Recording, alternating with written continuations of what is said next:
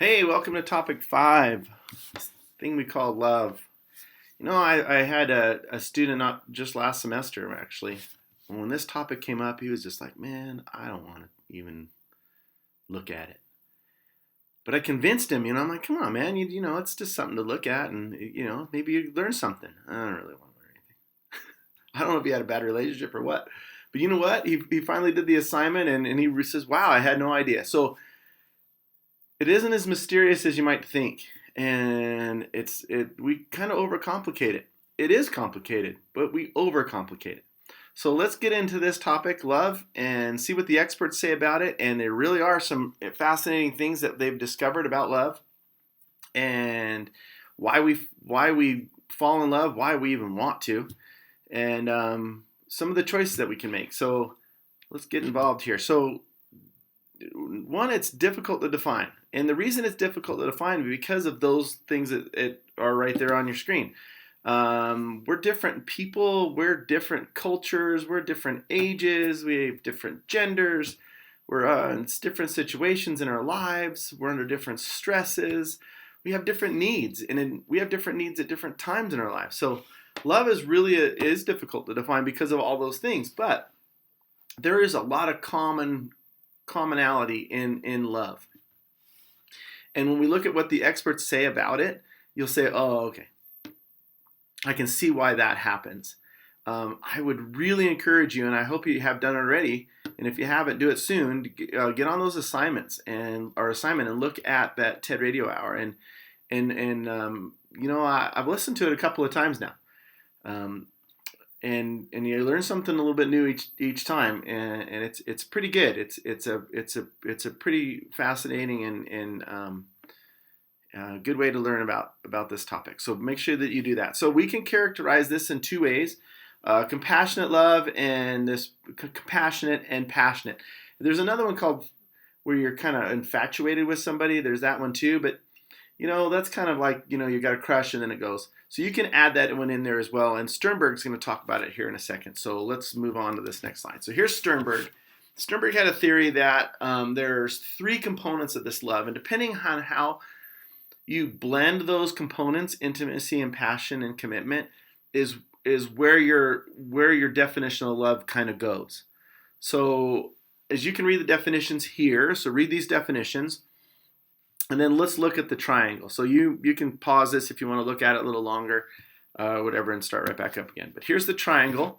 So you have intimacy, passion, and commitment on each one of the corners. And so as you work on that liking of somebody, you're getting to know them,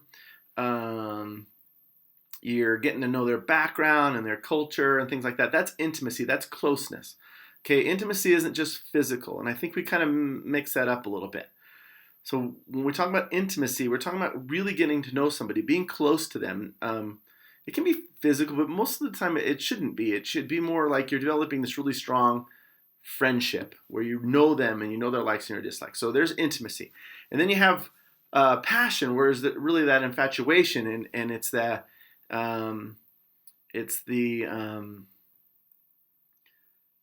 idea that, you want to be with them physically, and you want to hold their hand, and you want to cuddle with them, things like that. Then there's commitment, where there's that empathetic love. Empathy is where you'll do anything for. Commitment is where you'll do anything for them. This is the protection part, and this is the I'm going to help you out, and why are you sad? And that's the commitment side. So they work together, right? They're on all 3 corners. So you have these 3 things that you need to work on, and each one of them either builds these different types of love: romantic, fatuous, or compassionate love. This has to be in balance. And Sternberg says, at some points, commitment may really be really strong, and so you kind of stretch the triangle into that direction, or it can be passionate, so it stretches the other way. But ultimately, as that triangle kind of moves back and forth, the common shape, or the normal shape, will be what it is here. It's all in balance, but it can stretch and move, depending on where you're at in your relationship and how long you've been there and what you need to work on. So this fluctuates, but ultimately it kind of should stay in this sort of shape. Okay, so that's Sternberg.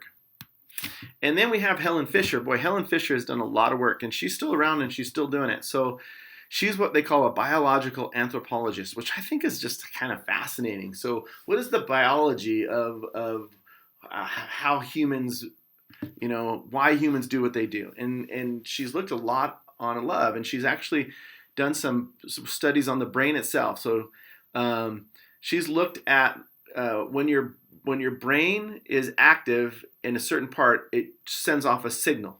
And so she uses this special MRI machine that traces that signal. And she's found that when people are in love, if you show someone who is in love a picture of the person they're in love with, that part of their brain really lights up. So she could tell you exactly in your brain where this happens. And so she says this is biological. This is occurring in your brain.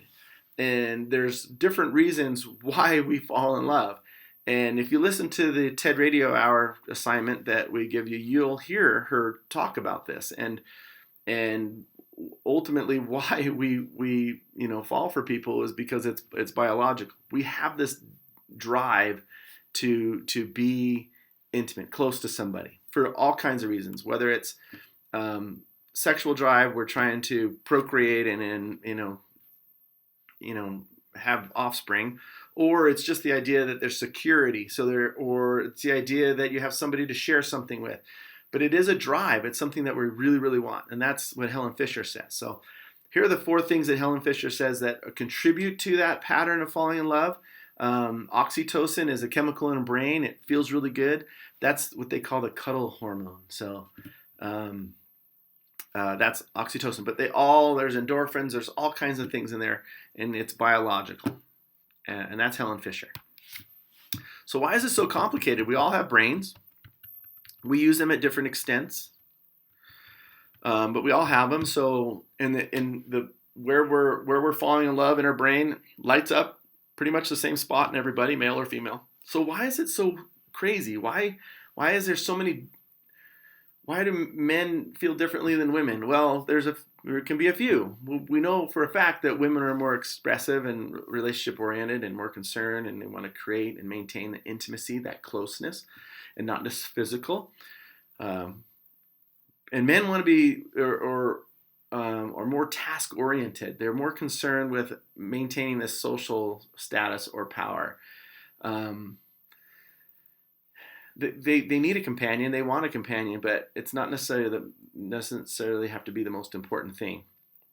And then you throw in the fact that men don't show a lot of emotion, so we don't tend to be really good communicators. That makes the ability to be intimate, or close, like women want, makes it really, really difficult. So there's some roadblocks. There's some obstacles already in the way to this process of falling in love.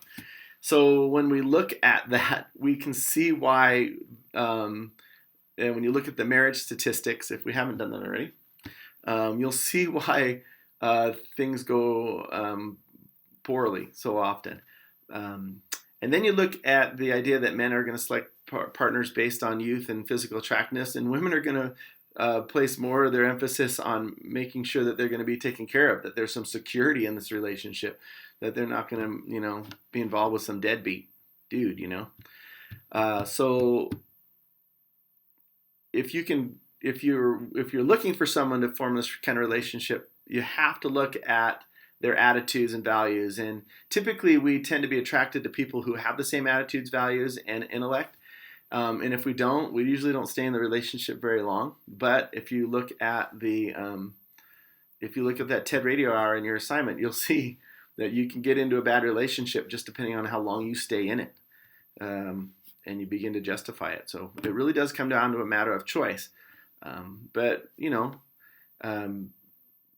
forming friendships or dating people with the same values, the same intellectual levels, the same attitudes towards things tends to really help you build those intimate, close relationships that then lead to passion and commitment, or things like that. So it isn't overly complicated. We just got to know that there's differences in the gender and genders, and then make sure that we communicate and work through those differences. When we look at it, it's it started when we were really young. Women have always had the opportunity to share their thoughts and feelings more so than guys. Guys are like, yeah, suck it up and move on, And so we begin kind of in an early age having these differences, and most oftentimes they contribute to the conflicts that occur within relationships. An interesting statistic that's not on here: about 70%, that's 70% of the differences that we have going into a relationship, things that really bother you about somebody, um, stay there throughout the relationship. So there will always be about 70% of the things that, 30 of them will disappear. You'll make some changes in your life and, in that relationship, and they'll go away. But about 70% of the things you're like, oh, that's really, will stay there. So you're going to have to work through them through the entire relationship. Whether that's, 3 days or 25 years, they're still going to be there, and you'll have to work through them. So this is a never ending process. It's a learning and growing thing, but the benefits of, and those of you who have had good relationships, the benefit of having a good relationship and being in love with somebody can be really, really great, and should be, but you have to work at it. I guess that's kind of the point of this. We have differences. They're biological. We have to keep things in balance, but it all just takes work. And so and it's good work. So don't be afraid of it. Just know that there's some differences that we need to overcome to find this thing called love and make any sense out of it. Okay, get going on your assignments and work on your discussions. And if you have any questions, get a hold of Seneca and I, and we'll be happy to talk through it. All right, good luck.